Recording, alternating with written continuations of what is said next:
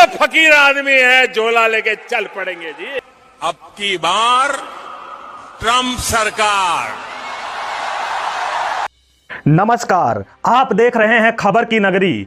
अमेरिकी राष्ट्रपति Donald Trump ने बुधवार को एक बार फिर कहा कि उन्होंने भारत और पाकिस्तान के बीच युद्ध रुकवा दिया है। इस बार ट्रंप यहीं नहीं रुके, उन्होंने कहा मुझे पाकिस्तान से प्यार है। जी हां दोस्तों, उन्होंने कहा कि मुझे पाकिस्तान से प्यार है। ट्रंप ने कहा कि मैंने युद्ध रुकवाया और मैं पाकिस्तान से प्यार करता हूं।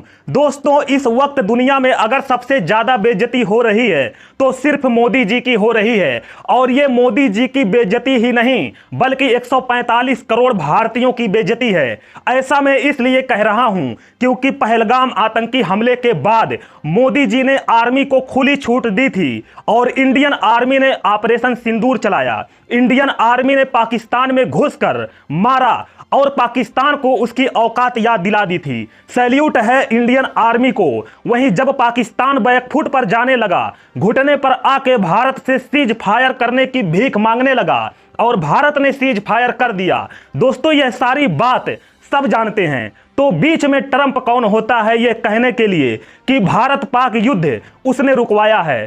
ट्रंप कौन होता है क्रेडिट लेने वाला जब यह मामला भारत और पाकिस्तान का था। दोस्तों, हद तो तब हो गई कि तब से लेकर आज तक अभी कल भी ट्रंप ने कहा है कि भारत और पाकिस्तान के बीच युद्ध मैंने रुकवाया है। लेकिन क्या मजाल कि मोदी जी एक बार, मात्र एक बार कह देते कि ये युद्ध आपने नहीं रुकवाया है। इसका क्रेडिट आपको लेने का कोई भी अधिकार नहीं है। और ट्रंप यही नहीं रुके, अभी कल ही की बात है, उन्होंने फिर कहा है कि मैं पाकिस्तान से प्यार करता हूं। ट्रंप पाकिस्तान से प्यार करे या ना करे, भारत को घंटा फर्क नहीं पड़ता है। लेकिन दुख तो तब होता है जब मोदी जी ने ट्रंप के लिए अपना सब कुछ न्यौछावर कर दिया। यहां तक कि मोदी जी ने ट्रंप के लिए अमेरिका जाकर खूब प्रचार किया। अब की बार ट्रंप सरकार के जमकर नारे लगाए।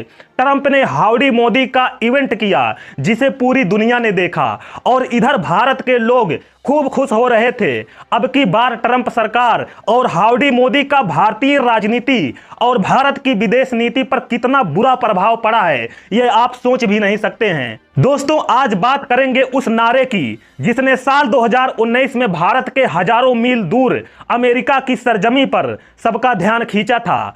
अब की बार ट्रंप सरकार, लेकिन क्या भारतीय प्रधानमंत्री को किसी दूसरे देश के चुनाव में इस तरह खुलकर हस्तक्षेप करना चाहिए था? क्या हाउडी मोदी रैली भारत की कूटनीति के लिहाज से सही कदम था या एक खतरनाक मिसाल? आइए समझते हैं। दोस्तों, सितंबर 2019 ह्यूस्टन टेक्सास एक भव्य कार्यक्रम हुआ जिसका नाम हाउडी मोदी था, जहां भारतीय प्रधानमंत्री नरेंद्र मोदी और तत्कालीन अमेरिकी राष्ट्रपति डोनाल्ड ट्रंप एक साथ मंच पर नजर आए। लाखों भारतीय अमेरिकियों की भीड़, तालियों की गड़गड़ाहट और फिर मोदी जी ने नारा ओ लगाया, अब की बार ट्रंप सरकार, अब की बार ट्रंप सरकार। यह नारा केवल एक चुनावी स्लोगन नहीं था, यह एक लोकतांत्रिक प्रधानमंत्री द्वारा दूसरे लोकतांत्रिक देश के चुनावों में सीधा हस्तक्षेप माना गया। क्या यह भारत की नॉन इंटरफेरेंस की परंपरा का उल्लंघन नहीं था? क्या भारत की विदेश नीति अब व्यक्तिगत रिश्तों के भरोसे चल रही है?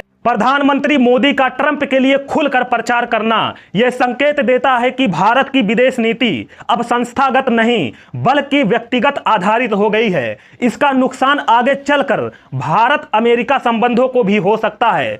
सवाल यह भी उठता है, मोदी जी के इतने प्रचार करने के बावजूद जब ट्रंप 2020 में चुनाव हार गए तो क्या भारत उस वक्त अमेरिका में नए नेतृत्व से थोड़ा अलग थलग महसूस नहीं हो रहा था? यह सवाल है दोस्तों। क्या यह सब कुछ सिर्फ एक इवेंट मैनेजमेंट बनकर रह गया? हाउडी मोदी में मोदी जी की उपस्थिति को उनके समर्थकों ने एक ग्लोबल नेता की छवि बनाया, लेकिन क्या वैश्विक मंच पर ऐसा व्यवहार भारत के दीर्घकालिक हितों को नुकसान पहुंचा सकता है? जिस भारत की विदेश नीति दुनिया में मिसाल थी, क्या आज भारत की विदेश नीति अब एक इवेंट और नारों से संचालित हो रही है? दोस्तों, आपका क्या मानना है? क्या प्रधानमंत्री को ऐसे नारे देने चाहिए जो किसी देश के चुनाव को प्रभावित कर सके? अपनी राय कमेंट बॉक्स में हमें जरूर बताना। दोस्तों, जिस तरह भारत पाक युद्ध विराम का क्रेडिट ट्रंप ले गए और मोदी जी ने चूं तक नहीं कसा, उसी तरह से ईरान पर बयान देकर क्रेडिट लेना चाह रहे थे। इस पर ईरान के राष्ट्रपति अयातुल्ला खामेनेई ने ट्रंप को ऐसा करारा जवाब दिया है, वाकई में देखने लायक है। दोस्तों, आगे बढ़ने से पहले आपको बता देता हूं कि मैं भारत के प्रधानमंत्री मोदी जी को नीचा नहीं दिखा रहा हूं। वो भारत के 145 करोड़ नागरिकों के प्रधानमंत्री हैं, वो मेरे भी प्रधानमंत्री हैं। इसलिए मैं अपने पीएम को नीचा दिखाने की हिमाकत कतई नहीं कर सकता, लेकिन जो सच है वो तो दिखाऊंगा, वो बताऊंगा और सच को दिखाऊंगा। दोस्तों, वहीं ईरान के सुप्रीम लीडर अयातुल्ला खामेनेई ने बुधवार को अपने एक मैसेज में कहा कि हम सरेंडर नहीं करेंगे। खामेनेई ने अमेरिकी राष्ट्रपति डोनाल्ड ट्रंप को चेतावनी देते हुए कहा, अगर इजराइल के खिलाफ जंग में अमेरिकी सेना ने दखल दिया तो अंजाम बुरा होगा। खामेनेई ने ट्रंप पर निशाना साधते हुए कहा, जो लोग ईरान का इतिहास जानते हैं उनको पता है कि ईरान किसी की धमकियां नहीं सुनता। इजराइल ने बहुत बड़ी गलती की है और उसे उसकी सजा मिलेगी। ईरान थोपी गई शांति या युद्ध को नहीं मानेगा। व्हाइट हाउस में मीडिया ने जब ट्रंप से पूछा कि खामेनेई ने सरेंडर से इनकार कर दिया है तो ट्रंप ने कहा, गुड लक। दरअसल ट्रंप ने मंगलवार को खामेनेई से सरेंडर करने की मांग की थी। एक पोस्ट में उन्होंने लिखा, ईरान के आसमान पर हमारा कब्जा है। हम जानते हैं कि सुप्रीम लीडर कहां छिपा है, लेकिन हम उसे मारेंगे नहीं। इसके कुछ देर बाद खामेनेई ने एक्स पर पोस्ट के जरिए इजराइल के खिलाफ एक जंग का ऐलान कर दिया। उन्होंने लिखा, हम आतंकी इजराइल को कड़ा जवाब देंगे, उन पर कोई दया नहीं दिखाएंगे। जंग शुरू होती है। इस ऐलान के बाद ईरान ने इजराइल पर 200 से अधिक मिसाइलें दागीं और दोनों देशों में युद्ध जारी है। ईरान में अब तक करीब 600 लोग मारे जा चुके हैं, लगभग 1400 लोग घायल हैं। वहीं ईरान के जवाबी कार्रवाई में 24 इजरायली मारे जा चुके हैं। ईरान और इजराइल के बीच 13 जून से संघर्ष जारी है। दोस्तों, इस पूरी खबर पर आपकी क्या राय है? कमेंट बॉक्स में अपनी राय जरूर साझा करें। वीडियो अच्छी लगी हो तो लाइक करें, शेयर करें और हमारे चैनल को सब्सक्राइब करना ना भूलें। मिलते हैं अगली वीडियो में। नमस्कार, जय हिंद दोस्तों।